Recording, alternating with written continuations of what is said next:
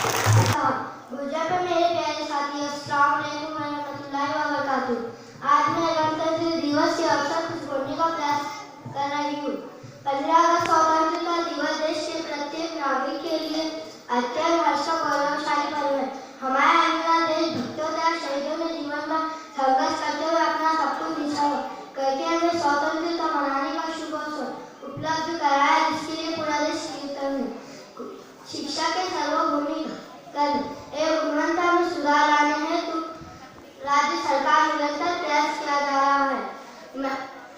राज्य सरकार द्वारा शिक्षा की गुणवत्ता में सुधार लाने हेतु महत्वपूर्ण कदम उठाए गए।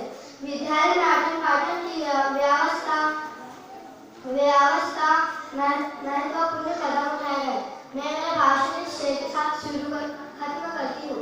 दिल हमारा एक है, एक ही है हमारी रात। हिंदुस्तान हमारा है, हमें इसकी पहचान। जहाँ हम गाड़ी में वतन पे जाएंगे कुर्बान। इसीलिए हम कहते हैं मेरा